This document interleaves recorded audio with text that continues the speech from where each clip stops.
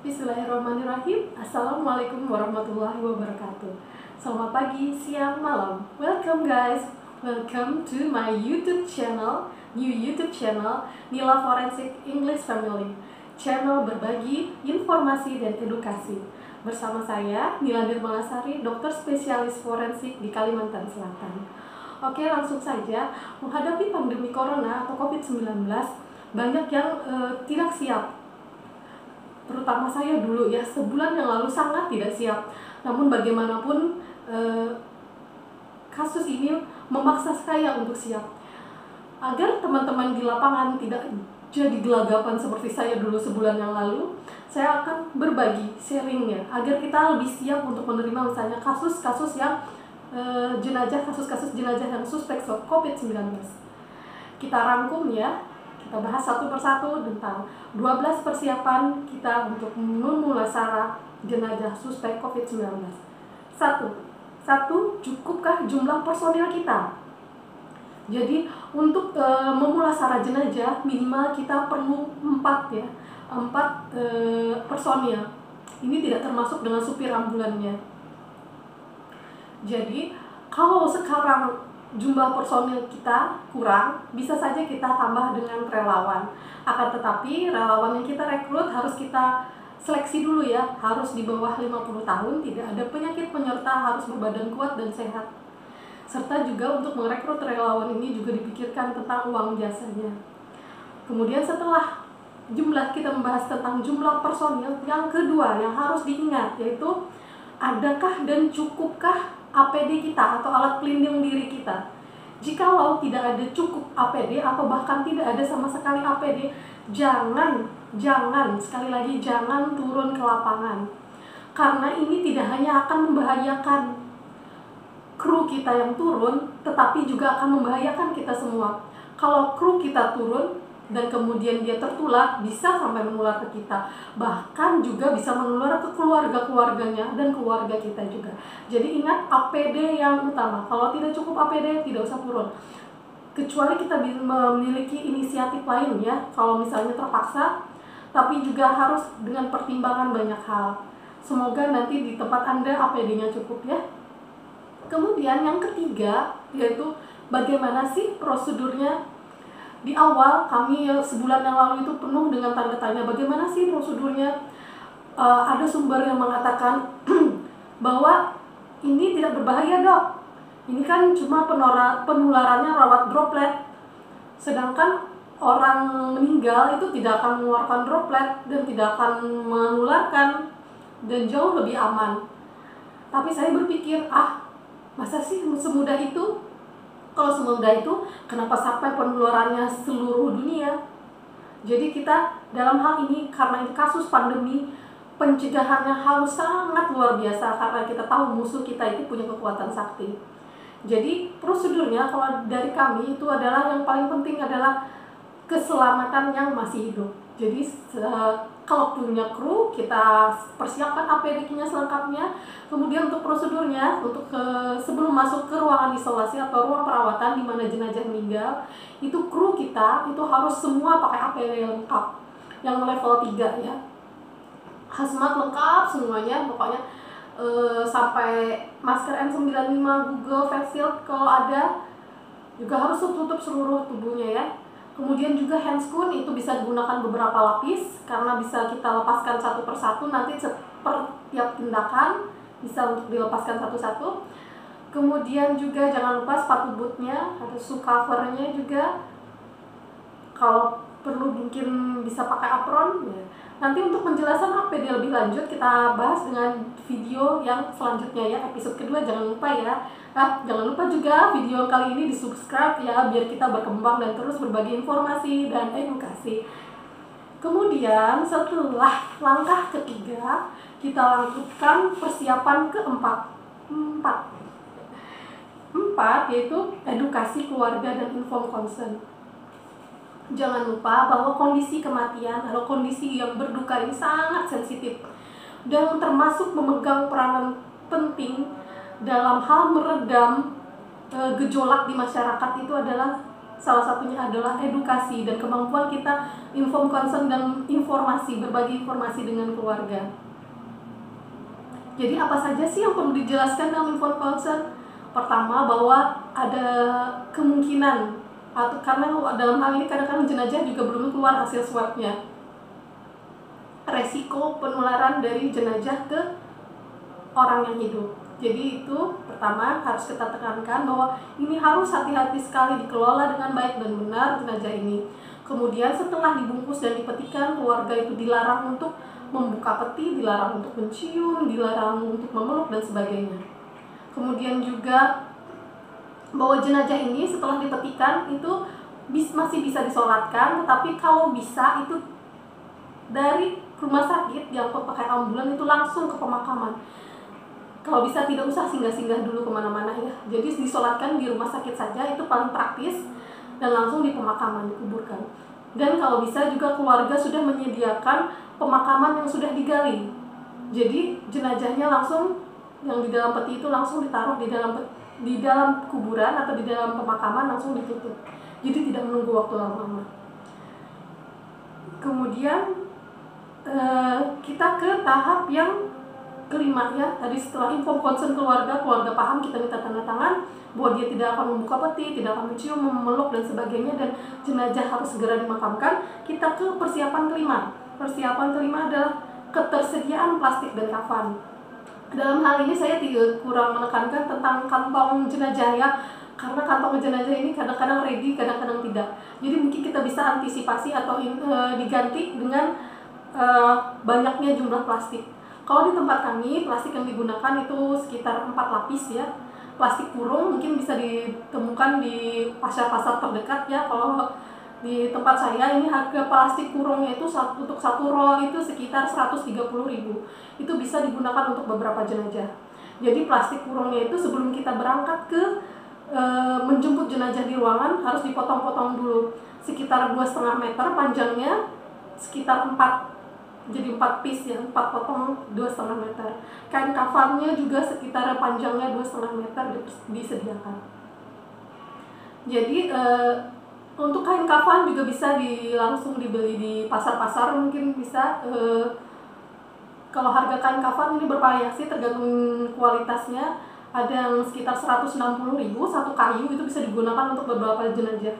Saya lupa itu berapa ukurannya. Kita bahas lagi di video berikutnya untuk lebih rincinya ya tentang peralatan yang digunakan di sini. Kemudian kain kafannya juga dipotong 2,5 meter. Jadi ketersediaan plastik dan ketersediaan kain kafan.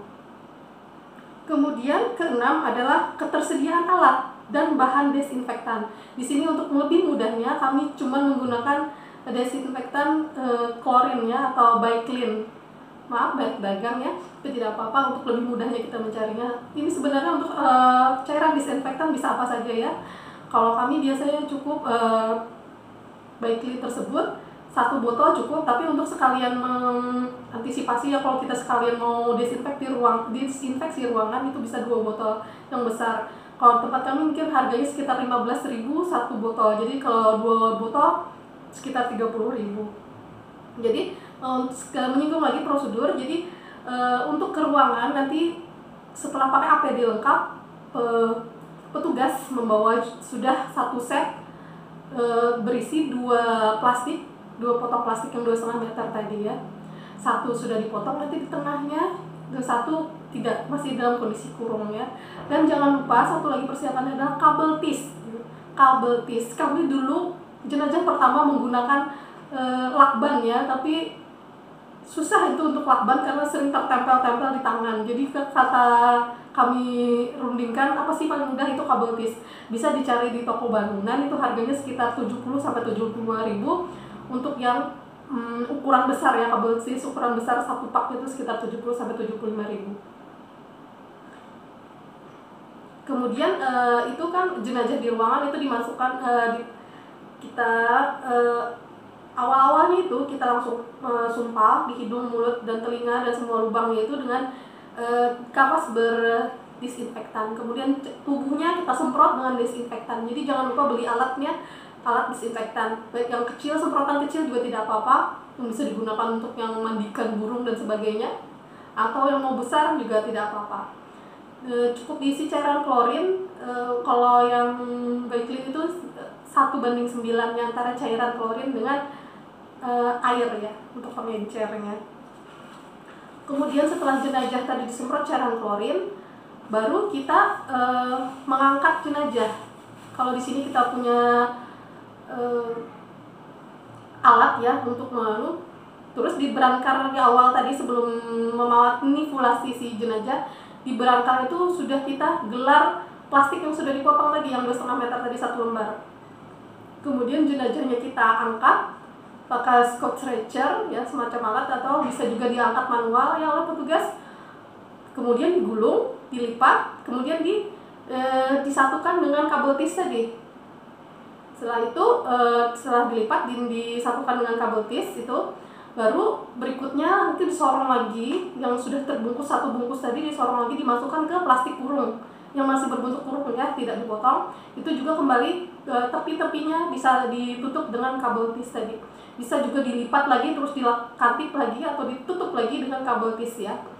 Baru jenazah bungkusan jenazah tadi disemprot lagi dengan disinfektan beserta brankarnya, dan mungkin baju APD-nya juga, baju APD petugas. Baru nanti petugas keluar ruang isolasi ya. Kalau di tempat kami langsung pergi dengan ambulan, yang berangkat dengan ambulan ke kamar jenazah. Sebenarnya ada beberapa peraturan bahwa APD kalau tugas itu harus ditinggal di tempat perawatan atau tempat isolasi. Berhubung kami ada keterbatasan masalah APD, salah satunya kami menyikapinya dengan menyemprot dulu badan si petugas dengan desinfektan. Baru petugas masuk ke ambulan, dan ambulan membawa jenazah beserta para petugas tadi ke kamar mayat langsung. Kamar mayatnya juga sudah dalam kondisi terbuka, sehingga si petugas tadi tidak perlu lagi membuka pintu kamar mayat tadi untuk langsung menuju ke ruang perawatan jenazah. Baru nanti ditutup. Kemudian di ruang perawatan jenazah kembali si jenazah tadi akan dimandikan. Ini hanya tapi tanpa membuka bungkusan tadi. Dimandikan dengan cairan disinfektan, kemudian setelah agak kering baru dikafani, kemudian dibungkus lagi dengan lapisan 2 lapisan plastik lagi, jadi sekitar 4 lapisan plastik. Setelah itu setiap lapis demi lapis tadi sudah didisinfeksi, tiap lapis juga nanti menutupnya dengan kabel tis tadi ya. Setelah itu terakhir didisinfeksi, baru jenazah yang sudah terbungkus plastik tadi diangkat dan dimasukkan ke peti mayat. Kalau di tempat kami peti mayatnya sudah berlapiskan logam, aluminium, dan peti mayatnya itu sederhana, kedap air, jadi harus dipastikan kedap air ya. Kemudian kita tutup peti mayatnya itu, tapi sebelumnya kita lem dulu ya, sebelum itu dengan lem kaca atau lem silikon. Baru di tepi-tepinya kita di beberapa titik kita skrup atau paku ya. Jadi udah dilem, diskrup lagi. Kemudian itu petinya kita disinfektan lagi. Terakhir setelah itu kita wrapping atau bungkus dengan bungkus wrapping ya, plastik erat ya kalau terjemahan Indonesianya mungkin. Setelah rapi di plastik wrapping lagi peti jenazahnya tadi, baru terakhir kembali di disinfektan lagi. Kemudian baru si petugas itu disemprot kembali pakai cairan disinfektan, baru satu persatu APD petugas dilepas. Nanti tentang urutan pelepasan dan urutan pemakaian APD ada di video berikutnya. Jadi jangan lupa yang ini dulu deh ditonton ya sampai habis, di subscribe dan di like. Oke, lanjut kita ke 7 ya. 7 persiapan ke-7 yaitu ketersediaan peti. Jadi petinya ini harus kita sediakan, peti sederhana, tidak perlu model macam-macam, yang penting dia kedap air dan kualitas kayunya lumayan bagus, kita 3 cm tebalnya. Kemudian kalau bisa dilapisi logam. Kalau tidak bisa, mungkin kalau di daerah Jakarta saya pernah lihat bahwa petinya hanya dilapisi aluminium foil. Tetapi di daerah saya itu daerah pemakaman itu cenderung basah, jadi alangkah baiknya mungkin kalau bisa dilapisi logam petinya itu. Kemudian ke-8, ketersediaan makam. Jangan lupa, kalau makam tidak tersedia, ada risiko bahwa jenazah tidak bisa 4 jam langsung dimakamkan ya. Bisa jadi jenazah harus berlama-lama di kamar jenazah, bahkan mungkin menginap di kamar jenazah, dan itu meningkatkan resiko kalau tidak langsung dimakamkan. Jadi penting sekali ketersediaan makam. Jadi koordinasikan pada saat info concern, pada saat bertemu dengan keluarga tentang ketersediaan makam. Sebenarnya kalau kondisi pandemi seperti ini, alangkah baiknya pemerintah daerah mempunyai makam sendiri yang ideal. Jadi kalau punya makam sendiri, pemerintah pertama mempersingkat waktu. Jadi tidak perlu lagi nunggu keluarga siap atau tidak tanggung pemakaman karena sudah ada pemerintah punya. Kemudian mempersingkat waktu pengantaran. Kalau jenazah dari jarak jauh, misalnya Batola, Rantau, ini ya daerah di Kalimantan Selatan ya, itu jauh. Kalau mesti mengantar jauh lagi, ambulannya juga akan lama posisinya untuk mengantar jenazah itu. Padahal mungkin si ambulan itu juga diperlukan untuk pelayanan yang berikutnya.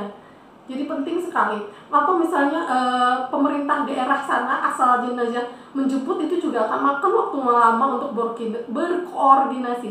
Jadi penting sekali kalau bisa itu makam sudah tersedia, terutama makam untuk pemerintah yang disediakan oleh pemerintah. Kemudian 999 ketersediaan penggali makam dan upahnya.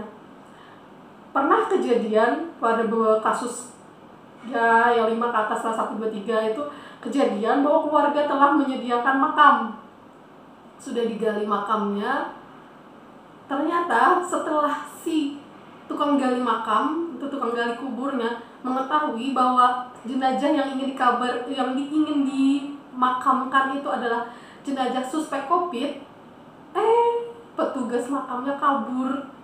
Jadi penting sekali kalau sudah ada instruksi dari pemerintah, kalau perlu include ya makam dan tukang gali makam dan upahnya si penggali makam. Jadi ujung-ujungnya mungkin malah keluarga yang harus menutup, atau terpaksanya juga petugas dari rumah sakit yang membantu menutup makam tersebut. Jadi penting juga untuk ketersediaan penggali makam serta upahnya dipikirkan juga. Itu yang ke-9. Kemudian terakhir 3 hal yang perlu dipersiapkan terakhir, tapi jangan lupa ya subscribe ya. 10, yaitu ke-10 batasan wilayah kerja. Dulu kami 1 sampai 10 kasus itu kami tidak ada batasan wilayah kerja. Jadi petugas pemulasaran jenazah ini mulai dari jemput jenazah sampai mengantar ke makam dan membantu penguburan itu petugas pemakaman, petugas pemulasaraan jenazah.